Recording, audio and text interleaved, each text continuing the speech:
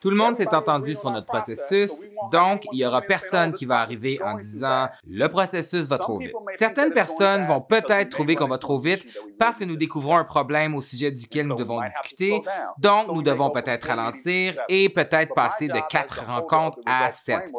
Mais mon travail comme personne en charge du cadre des résultats serait de dire OK, on ne va pas dépasser 7 rencontres. Donc, peu importe le problème, mon engagement doit être à résoudre le problème pour continuer à avancer. Est-ce que ça a du sens? Donc, vous maintenez toujours le cadre de travail, que les choses soient faites.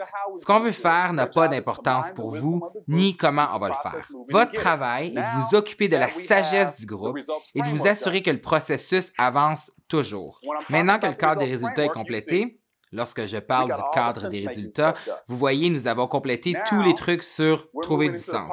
Maintenant, nous attaquons la partie de ce que nous allons faire, la partie sur la stratégie. Et voici ce qui est important. Nous parlons de créer une stratégie émergente parce que nous ne connaissons pas les réponses. Alors, ce n'est pas comme écrire la fiction de vos demandes de subvention. Ça va changer et nous devons être flexibles. Un travail adaptatif requiert donc du capital adaptatif. Et c'est pourquoi nous devons avoir les bailleurs de fonds et d'autres gens dans l'équipe qui comprennent la nature et la logique de ce problème afin de ne pas nous demander d'écrire une proposition de subvention sur 5 ans pour ensuite nous dire que rien ne peut être changé parce que ça ne fonctionne pas comme ça. Donc alors, nous commençons à penser à la stratégie. Ceci est notre rencontre de stratégie. Maintenant, nous devons commencer à demander qui a des contributions. La première chose à laquelle penser est nous devons avoir un groupe de travail composé de familles, les 3 millions. Que peuvent faire les familles afin de contribuer à de l'eau propre? Vous trouverez peut-être 1 ou 2 actions qu'elles peuvent accomplir. Par exemple, vous découvrirez peut-être, lorsque vous ferez des tests dans l'eau, qu'il y a beaucoup de médicaments dans l'eau. Parce que les gens jettent leurs médicaments périmés aux poubelles et ça se rend dans le système d'aqueduc. C'est un énorme problème. De s'arranger pour que tout le monde commence par ça, par arrêter de jeter aux poubelles et de les emmener dans un centre fait exprès pour se débarrasser des médicaments. Ce serait une énorme contribution. Les gens pourraient faire ça. Il pourrait y en avoir une autre, je ne sais pas laquelle ce serait. Vous comprenez l'idée? Mais nous allons commencer en mettant sur la table les contributions de la communauté. Nous accordons tellement de valeur à la communauté que nous allons commencer par votre contribution. Que voulez-vous qu'elle soit? Mais nous allons nous assurer que vous contribuez, parce que c'est important pour nous. Alors, donnez-nous-la. C'est une chose importante pour la qualité de l'eau, de sortir ces médicaments périmés de la maison, hors des poubelles, afin qu'ils cessent de s'infiltrer dans le système d'aqueduc. Alors que vous faites votre recherche ici vous dira peut-être qu'il existe une autre façon pour les résidents de contribuer. Peut-être est-ce que les plaisanciers laissent de l'huile, de l'essence et des déchets dans l'eau. Peu importe ce que c'est, vous ne devez pas en avoir beaucoup. 1 ou 2 au maximum, des choses les plus importantes que peuvent faire les citoyens. Comme ça, lorsque quelqu'un dit « et les familles, elles font quoi pour aider ?» Cette responsabilité civile-là à laquelle les gens veulent toujours revenir, oui, on croit en la responsabilité civile. Nous croyons aussi à la responsabilité du système. Nous allons parler de cela ensuite. Ensuite, nous avons les programmes. Quels sont les programmes, en se basant sur les choses qui fonctionneront selon ce que nous avons déjà établi, qui fonctionneront dans ce cas-ci? Nous pouvons alors parler aux organismes de bienfaisance et dire quelle serait la meilleure solution pour ceci. Peut-être qu'il existe 1 ou 2 programmes dont nous avons réellement besoin. Nous n'essayons pas d'en faire beaucoup, nous essayons de tout amalgamer afin de créer les stratégies les plus puissantes. Nous avons besoin de l'aide de tous.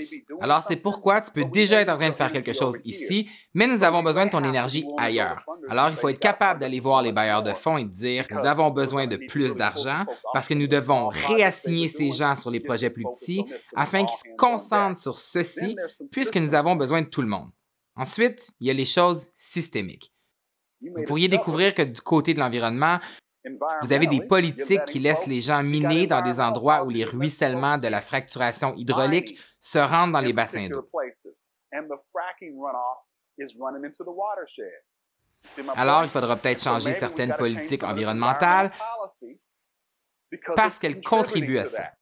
Il faut faire face à ces défis systémiques. Peut-être qu'il y a certains défis autour des systèmes de notre plan de développement, de comment nous développons les maisons dans la région. Vous m'entendez parler de politique, d'industrie et de production. Vous pourriez découvrir que certains de ces systèmes vous causent un problème, alors vous pourriez essayer de voir si vous pourriez améliorer certains de ces systèmes et, ultimement, vous pourriez devoir appliquer des politiques publiques, obtenir des victoires politiques afin de faire changer certaines de ces choses, mais c'est pourquoi vous aviez vos défenseurs et tous les gens avec vous dans la salle de réunion dès le tout début. Nous n'avons pas besoin de beaucoup de stratégies. Nous en avons seulement besoin d'une à trois des plus puissantes dans chacune de ces sections. Et maintenant, on est en affaires. 2 morceaux de papier. Maintenant, la question est qui? Est-ce que je peux mettre le nom d'une personne à chaque endroit? Alors, je dis « Bonjour, mon nom est Michael McAfee. Je travaille depuis longtemps sur le problème de la propreté de l'eau et j'ai découvert que je ne peux pas avoir l'impact que je désire. » Et Meredith est venue me voir et elle m'a dit qu'elle était fatiguée de faire du travail fragmentaire. Je me sentais de la même façon. Nous avons été dîner, nous sommes devenus très excités par sa vision et j'ai eu très peur, mais elle a dit de lui faire confiance et de venir à la réunion. Elle a dit qu'elle allait créer la meilleure rivière au monde. J'ai adoré cette vision car c'est ce que j'ai toujours voulu faire. J'ai eu peur, 146 km². Elle a dit « Michael, ne t'en fais pas, on ne sera pas seul. On le fera en partenariat avec d'autres. » Elle a expliqué le processus et m'a montré comment elle allait rassembler les autres gens. J'ai commencé à voir les noms. J'ai été impressionné par les gens qu'elle amenait dans l'équipe. Elle m'a fait venir dans la réunion. Elle m'a demandé de mettre mes doutes de côté au sujet de ce qui se produisait, de mettre de côté mes idées sur la façon de procéder et de simplement faire confiance au processus. C'est ce que j'ai fait. Ce que j'ai découvert est que ce sur quoi je travaillais était simplement trop petit. J'avais besoin de quelque chose de plus gros. Alors, elle m'a dit de me joindre à eux et de participer aux sessions. Lorsqu'on en est venu aux contributions, je me suis présenté après avoir parlé à mon conseil d'administration. J'ai aidé mon conseil à comprendre que nous avions besoin d'ajuster certains de nos programmes. Et maintenant, je suis prêt à y aller. Mon travail est d'aider les défenseurs à faire avancer les politiques publiques qui mettront fin aux dommages causés par la fracturation hydraulique à la rivière. Ce que je faisais à l'origine était très bien, mais j'ai découvert que c'était de la charité. Ce que nous avions réellement besoin de faire était d'utiliser le pouvoir et l'influence de mon institution pour aider les défenseurs à faire appliquer cette politique puisque je suis là-dedans depuis près de 30 ans. J'ai parlé à mon conseil parce que je sais qu'ils sont terrorisés des politiques et ils ne veulent pas s'en mêler. Mon conseil a dit « Nous allons aller de l'avant parce que nous comprenons que c'est ce qui est nécessaire et j'ai été capable d'utiliser ce cadre de travail basé sur les résultats pour les aider à comprendre qu'il n'y avait pas d'autres possibilités. Soit on le fait, soit on le fait pas. » Mon conseil a dit oui. Alors aujourd'hui, je suis ici pour vous dire, je suis excité d'être capable de travailler au nom des 3 millions de gens vivant dans cette région qui est couverte par 146 km² d'eau qui sera améliorée afin de devenir la meilleure rivière au pays et ma seule contribution est d'utiliser les ressources de mon organisation afin de soutenir les défenseurs dans l'obtention de cette victoire politique. Ce que ça signifie pour la première année est que je vais déverser tout le pouvoir de mon lobby sur la colline à Ottawa pour démontrer l'importance du projet. C'est ma contribution. Point. Vous voyez comment ça sonne? Je sais exactement ce que je dois faire.